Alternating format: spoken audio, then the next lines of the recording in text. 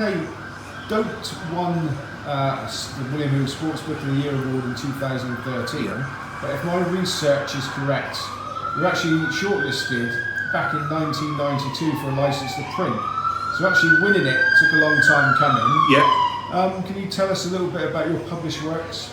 Well, a License to Print Money was a big non-fiction book I did with the publishers Macmillan's, and they wanted to do a book about the history of bookmaking in this country. And I decided that rather than just do a dry history, it would be fun to splice the historical parts with my own experiences with a group of friends over a period of about 18 months. And I had to change some of the names, as they say, to protect the guilty. But it was a lot of fun to write. And it did. It got shortlisted for the William Hill, which was great. The prize was won that year by a book called Fever Pitch, written by Nick Hornby, the book about football, which helped to lead to the great boom in writing about football and autobiographical books about people's love of sport. But I really would put in I know I'm probably bound to say this, but I would put in a big mention for Graham Sharp at William Hill, who championed the William Hill Sports Book of the Year award all the way from 1990 right up to the present day. And they could easily have pulled the plug on it at various times, but thanks to Graham, they've stuck with it. And it's been a great boost to sports writing generally. And you get many more books, many more interesting, unusual books published by big publishing firms as well as independents about sporting subjects now than you did 25 years ago. So we're fast forward to 2004, unless there's one in between that I've missed. No. Days Like These, which is autobiographical. Yeah. Tell us a bit about that one.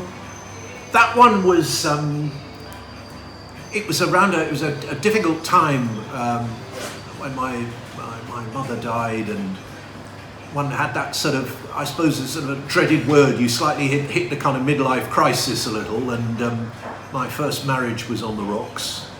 And I found myself looking back over various things, particularly my love of betting and racing. And the love of gambling had got me into a lot of trouble with my first wife. And I decided to try and put together an account sort of almost for myself really about, it's that question, how did I end up where I am? How did I get here? And so I wrote bits of it about my grandmother, and probably the greatest day's racing I've ever had, I think, was 1986, that day at Cheltenham when Dawn Run won the Gold Cup. My first son had been born on the Monday night before the meeting, and he was born in Oxford in the John Radcliffe Hospital, and I ended up needing a hotel to stay in Oxford late that night, and one I found open was called the Linton Lodge in North Oxford, which was owned by Ladbrokes, which was part of the Hilton hotel chain at the time, and it was full of punters, full of Irish guys, and they were thrilled when I got there and found I just had a baby, and we sat up until about 5 in the morning drinking and celebrating. Anyway, I went to the races on the Thursday, and I just thought, Dawn Run, it's daft, the price is too short, she's too inexperienced, supposedly she can't jump, but if she wins today and I haven't backed her, I'm going to regret this forever. And so I had the winnings that I'd built up over the previous few days on her on the nose, and as we all know what happened, she got up on the line. And that was the most emotional day's racing I've ever had, and I put that into the book as well. And I think for some people who've lived through those sort of things, it did definitely touch a nerve. And it got shortlisted in the gambling category for William Hill that year. And then recently, 2013, Doped did win it. Did actually winning the William Hill Sports Book of the Year elevate your career? Yeah, very much so, absolutely. It certainly does. I mean, on the night that the book won the prize, it was published by Racing Post Books. It was a fairly limited print run to begin with, but Waterstones had representatives at the awards, and they came up to the PR and people for the Post straight after the prize and immediately ordered a couple of thousand books for their shops in London, a couple of thousand for elsewhere. It makes a big difference. And the other thing that's exciting is since Doped, I've had a lot of interest from TV and film companies in the rights to Doped and the books I've done since then. And although none of them have made the screen yet, I'm still very hopeful. And for a writer, that's a very exciting spin-off from doing a book. And I've spent quite a lot of time working in that sort of area in the last few years. Well, having read it, I think it would probably blow Peaky Blinders out of the water. And also, I do believe you met some of the people actually involved with, yes, with I did. it. I mean, how was that? That was fascinating. I was introduced to people who knew, who were at the time mainly elderly gentlemen of betting ring experience and bookmaking experience in their late 80s, who knew a lot about the doping gang and knew Bill Roper. And it was absolutely fascinating meeting the people who knew Micheline Lujan. I went to meet one of these characters who was one of the accused. I have to say, life hadn't been too kind to him. He'd been a lifelong gambler. He hadn't really ended up in a very profitable position. He was living in pretty modest circumstances in London. But the day I went to meet him, he dressed up very smartly in his tailor-made suit and tie, as if to still maintain the old look of the old days. And that was the fascinating thing about the characters involved. As I said, they were the archetypal example. They weren't by any means all good, but in spite of the horrible things some of them were doing, and doping racehorses is vile and dangerous and awful, but I didn't feel that all of the protagonists were all bad. There were some people involved in that who were very, very dangerous and very unpleasant. But even Bill Roper himself, he was a bit of a lovelorn loser, really. He fell madly in love with Micheline Lujan. He had a wife and kids up in North London. He didn't quite know how to juggle the two sides of his life. And he kind of got into the doping racket, and he got deeper into it, and he just couldn't get out. He didn't know a way out. But it was very interesting meeting the one or two people who lived through it. What was the general consensus with those people? Did they admire or despise Bill Roper?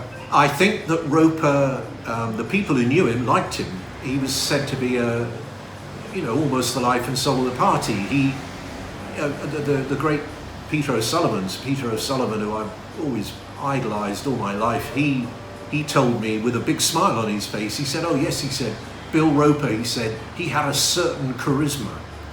And it seemed that was Bill all over. He was probably a weak man, and he shouldn't have done what he did. But in the end, he had a lot of pressure on him from real, very dangerous people like the gangster Charlie Mitchell, who was associated with the Cray twins. And I think Bill just found himself in that proverbial, between a rock and a hard place. But I think if he walked in now and we were in a bar and a pub, and he would have a genial chat with us about the racing. But by the time you finished researching and writing the book, were you veering on the side of admiration or contempt for the gang? I think you have to, if you love racing and you love racehorses, you have to deplore the abuse that they permitted to take place of the horses, who, as the judge said at the trial at Lewis, they were the ones he felt sorry for, that they didn't deserve it, they didn't ask for it. And one or two of them were ruined for life, and some of the jump jockeys who rode them could easily have lost their life in falls from horses who were in no condition to be running, let alone jumping fences. So it was a dangerous and dirty business, and you can't possibly get away from the fact that you feel that they should have called a halt to it and not been drawn into it, but they got into a place where they were being blackmailed by the gangsters, and they didn't really know how to get out of it. Now, the other impression I got from reading the book, it might just be my interpretation of it, is that you weren't overly enamoured with the likes of old school trainers like Ryan Price, etc., who are hardly squeaky clean themselves, but seem to want it all their own way. I think the funny thing, Captain Price, he was a rogue. He was a piratical figure, as people would say. He was a huge punter, and people who knew say that, shall we say, that the idea that the captain's horses were always running on their merits was certainly you'd be very naive if you thought that. He was very angry and indignant when horses of his were nobbled, but he was prepared to play games with the form book and wait for the day when the money was down. I think the people in Doped who I did feel as contempt, if you like, or just incredulous at their behaviour with the Jockey Club at the time. Racing then was still such a class-ridden world. Members of the Jockey Club, senior members of the Jockey Club, they liked to have a bet, and they liked to bet with a bookmaker, but bookies, as far as they were concerned, weren't gentlemen. So they couldn't talk to them personally, they couldn't be invited to racing events or social events. They couldn't be brought in to be members of the club. And I thought there was, you look at the money that was in racing even then, not in prize money, but in the wealthy owners that still existed there and the wealthy trainers. And then you look at the conditions of a lot of the stable staff who were sleeping on the floor in the box with the horse, who were earning 2 and 6pence a week, having 1 day off a fortnight. And they were treated in conditions that Charles Dickens would have thought astonishing. And that was going on in 1959, 60, 61 too. And it still took the Jockey Club, I think, a long time to move on from that. And I think the Jockey Club's naivety about gambling generally, and their very limp security measures, and the fact that the head of security had to be an ex-army officer, they didn't dirty themselves by hiring actual coppers who might know the villains. All of that side of Dote was extraordinary to read about. Do you think, in the current day, that there's still a little bit of that with the Jockey Club? They'd rather bury their heads in the sands and explain why a favourite distributor from 74 to 3-1 falls out the stalls under the weather? Yeah. I think, in all fairness, I think it has changed in many ways beyond recognition from the 50 years ago. I've been invited as a journalist to events at the Jockey Club rooms in Newmarket, which are these wonderful historic rooms of their own sort of club, where social events now take place. Trainers from overseas come to be interviewed. You can have a wedding reception there or a party. Even 20 years ago, a journalist or a writer like me, hoi polloi and riffraff, you wouldn't have been allowed in the tradesman's entrance, let alone in the front door.